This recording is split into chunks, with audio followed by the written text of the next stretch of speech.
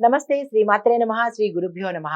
క్రోధినామ సంవత్సరం దక్షిణాయనం హేమంత ఋతువు మార్గశిర మాసం శుక్లపక్షం ఆ పంచాంగం ప్రకారము సూర్యోదయము ఉదయం 6 గంటల 36 నిమిషములు, సూర్యాస్తమ సమయము సాయంత్రము 5 గంటల 37 నిమిషాలు. ఈ రోజు యొక్క తిథి చవితి తిథి మధ్యాహ్నం 12 గంటల 47 నిమిషముల వరకు. నక్షత్రము ఉత్తరాషాఢ నక్షత్రము సాయంత్రము 5 గంటల 16 నిమిషముల వరకు. ఈ రోజు వర్జము రాత్రి 9 గంటల 25 నిమిషముల నుంచి రాత్రి 11 గంటల వరకు. దుర్ముహూర్త సమయము ఉదయం 10 గంటల 16 నిమిషముల నుంచి 11 గంటల వరకు దుర్ముహూర్త సమయము. తదుపరి మధ్యాహ్నము 2 గంటల 40 నిమిషాల నుంచి 3 గంటల 20 నిమిషముల వరకు దుర్ముహూర్త సమయము. రాహుకాలము మధ్యాహ్నం 1 గంట 29 నిమిషముల నుంచి మధ్యాహ్నం 2 గంటల 52 నిమిషముల వరకు. యమగండ కాలము ఉదయం 6 గంటల 36 నిమిషముల నుంచి ఉదయము 7 గంటల 59 నిమిషముల వరకు ఉన్నది.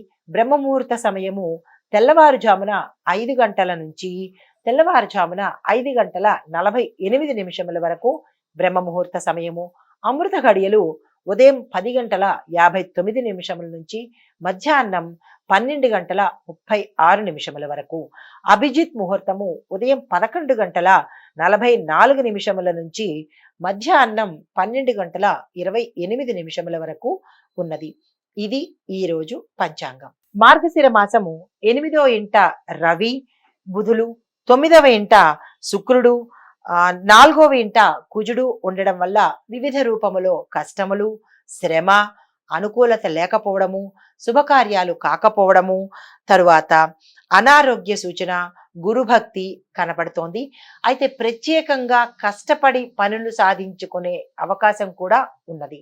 అయితే ఈ రాశిలో అంటే మేషాది ద్వాదశ రాశుల వారికి ఎలాంటి ఫలితాలు అందుతున్నాయి ఈ రోజు అనేది చూసినట్టయితే, ముందుగా మేషరాశి వారికి కుటుంబంలో సంతోషకరమైన అనుకూలమైన వాతావరణం ఉంటుంది.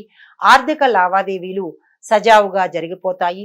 ఉద్యోగస్తులకు పదోన్నతులు, నిరుద్యోగులకు ఉద్యోగ అవకాశాలు, వ్యాపారస్తులకు మిగతా రంగం వారికి అంటే టీవీ సినీ కళాకారులకు, గాయని గాయకులకు అందరికీ కూడా, వాణిజ్యవేత్తలకు, వ్యాపారవేత్తలకు, వ్యవసాయదారులకు అందరికీ కూడా మంచి మంచి అవకాశాలు, లాభాలు వచ్చే అవకాశం కనబడుతోంది. వారి గతంలో ఏవైనా సమస్యలు ఉంటే పరిష్కారం కూడా కుదిరే అవకాశం కనపడుతోంది. వీరు ఈ రాశిలో ఉండేవారు భూలాభము అంటే భూమి కొనుక్కుంటారు, గృహం కొనుక్కుంటారు, వస్తు వాహనాలు కొనుక్కునే అవకాశం కనబడుతోంది. ఆకస్మిక ధనప్రాప్తి కూడా కనబడుతోంది.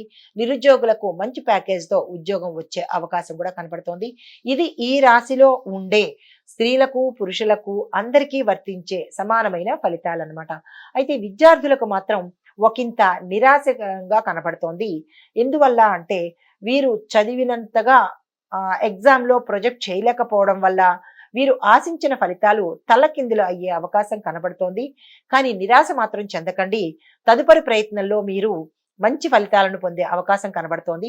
విదేశాలకు వెళ్ళాలి, అక్కడ చదవాలి అని అనుకున్న వాళ్ళు మాత్రము ఈ రోజుని అస్సలు ఉపయోగించుకోకండి. ఈ రోజును వాయిదా వేసుకుని మరొక రోజును మీరు ప్రయత్నం చేయండి. ఎందువల్ల అంటే ఈ రోజు ససేమిరా నేను చేస్తాను అని అనుకుంటే కనుక తిరిగి బెడిసికొట్టే అవకాశము, మీకు అనుకూలంగా లేని అవకాశము, ప్రతికూలతలు పొందే అవకాశము ఉంది. కాబట్టి ఈ రోజు అస్సలు ప్రయత్నం చేయకండి. ఇంకా తప్పదు, ఇంకా చెయ్యాలి అని అనుకుని పట్టుదల పడితే కనుక వినాయకుడికి మీ సంకల్పం చెప్పుకుని నిర్విఘ్నంగా నా పని జరగాలి అని స్వామివారికి గరికమాల వేసుకుని బెల్లాన్ని కానీ, అరటి పండును కానీ, చెరుకు ముక్కను కానీ మీరు నైవేద్యంగా పెట్టినట్టయితే కనుక ఒకంత మంచి ఫలితాలు వచ్చే అవకాశం కనపడుతోంది.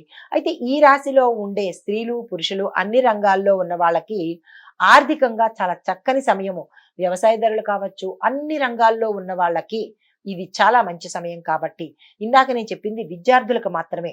విద్యార్థులు తప్పించి అందరికీ కూడా చాలా చక్కని సమయం కాబట్టి మీరు ఏదైతే ప్రణాళిక వేసుకొని ఏదైతే ప్రారంభించాలనుకుంటున్నారో దాన్ని మీరు ఈ రోజు నిరభ్యంతరంగా ప్రారంభించుకోవచ్చు. వివాహ ప్రయత్నాలు కావచ్చు, కొత్త వ్యాపారాలు కావచ్చు, రాజకీయ రంగం కావచ్చు, నటరంగంలో ఉన్న వాళ్ళకి కొత్త కొత్త అవకాశాలు, కొత్త కొత్త పాత్రలు కావచ్చు. ఇలా మీరు ఏదనుకుంటే అది ఈ రోజు చాలా చక్కని సమయం కాబట్టి ఉపయోగించుకోండి. తరువాత పరిహారంగా ఏమిటి అంటే, గుడిలో ఏదైనా దేవాలయంలో పంచముఖ దీపాన్ని తప్పనిసరిగా వెలిగించండి. అంటే 5 ముఖాలు ఉన్న దీపం అన్నమాట. 5 ముఖాలు ఉన్న దీపాన్ని మీరు ఏ గుళ్ళో మీ దగ్గర ఉన్న గుడిలో ఉదయం పూట మాత్రమే వెలిగించండి. ఉదయం కాదు అని సాయంత్రం చెయ్యాలి అని అనుకుంటే కనుక నిరాహారంగా చెయ్యండి. ఇది పరిహారం కాబట్టి తినేసి చేద్దామనో, ఎక్కడెక్కడో తినేసి చేద్దాము పర్వాలేదు అని అనుకోకండి. ఏమి తినకుండా మాత్రమే పరిహారాలు చెయ్యాలి. అలా చేస్తేనే ఫలితాన్ని పొందుతాము. ఎలా పడితే అలా చేస్తే పరిహారాలు కాకుండా ఫలితాలు కూడా అలాగే పొందవలసి వస్తుంది. ఇది గమనించుకోండి. అయితే మీకు దగ్గరలో ఉన్న గుడిలో పంచముఖాలు 5 ముఖాలున్న దీపాన్ని వెలిగించండి. హనుమాన్ చాలీసాని గుడిలో కానీ లేదా మీ ఇంట్లో కానీ 1, 3, 5 ఈ సంఖ్యలో మీరు అంటే పఠించుకోండి. వినడం కాదు, మీ నోటితో మీరు పఠించాలి. ఒకసారి అంటే 5 సార్లు పఠించాలి. ఇంకా తప్పదు అని అనుకుంటే 3 సార్లు, ఇంకా అది కూడా కుదరదు అని అనుకుంటే కనుక ఒక్కసారైనా కనీసం మీ నోటితో మీరు పలకాలి. ఇది ఈ రాశిలో ఉండే ప్రతి ఒక్కరూ పాటించవలసిన పరిహారము. ఇది ఈ రాశి యొక్క ఫలితాలు. తదుపరి రాశి వృషభ రాశి. ఈ రాశి వారికి ఆరోగ్య సమస్యలు వచ్చే అవకాశం ఉంది కాబట్టి జాగ్రత్త వహించండి. ప్రమాదాల సూచన కనపడుతోంది, అక్కడ కూడా మీరు జాగ్రత్త వహించండి. ఆర్థిక వ్యవహారాల్లో కూడా మీరు జాగ్రత్తగా ఉండాల్సిందే. ఎందువల్లంటే ఈ రోజు ఎవ్వరికి అంటే ఈ రాశిలో ఉండే వాళ్ళు ఎవ్వరికీ ఈ రోజు అనుకూలమైన సమయం కాదు. ఏ ప్రయత్నాలు చెయ్యాలన్నా ఈ రోజుని మీరు దాటవేయవలసిందే. ఇంకా ఈ రోజుని ఎలాగోలాగా గడిపే ప్రయత్నమే చెయ్యండి. ఇంకా తప్పదు, మేము ఆల్రెడీ చేసేసాము అని అనుకున్న వాళ్లకు చిన్న చిన్న పరిహారాలు ఏంటంటే, కేజింపావు బియ్యాన్ని ఈ రోజు ఏదైనా గుళ్ళో కనుక దానం ఇచ్చినట్టయితే శుక్రగ్రహానికి చంద్రగ్రహానికి కూడా అనుకూలతలు మీ మీద కనపడే అవకాశం కనపడుతోంది. ఇది పరిహారం మాత్రమే.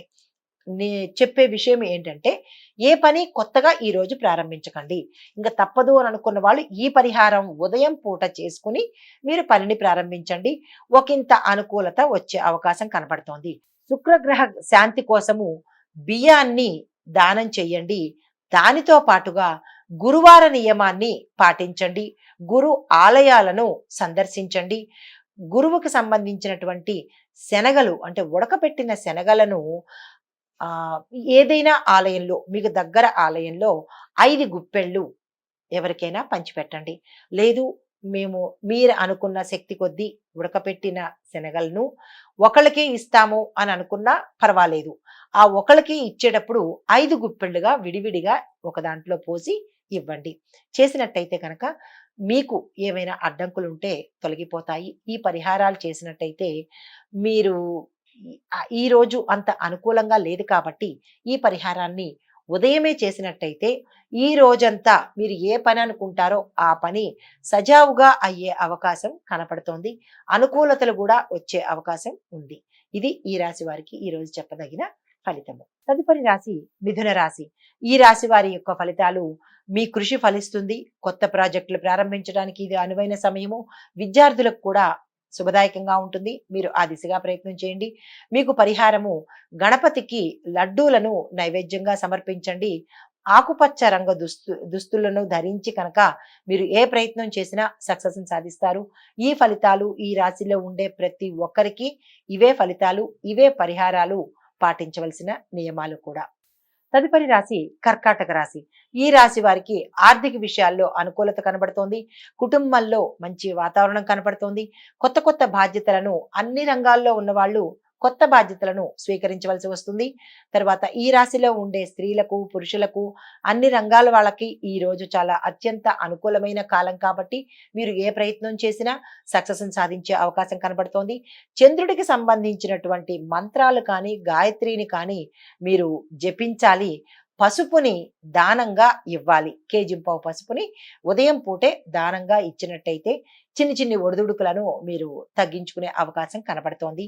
ఈ ఫలితాలు, పరిహారాలు ఈ రాశిలో ఉండే పురుషులకు, స్త్రీలకు అందరికీ అన్ని రంగాల వాళ్ళకి వర్తిస్తాయి. ఈ పరిహారాలను పాటించుకొని మీ కార్యక్రమాలను దిగ్విజయం చేసుకోండి. ఈ రాశి వారికి చెప్పదగిన ఫలితాలు, పరిహారాలు.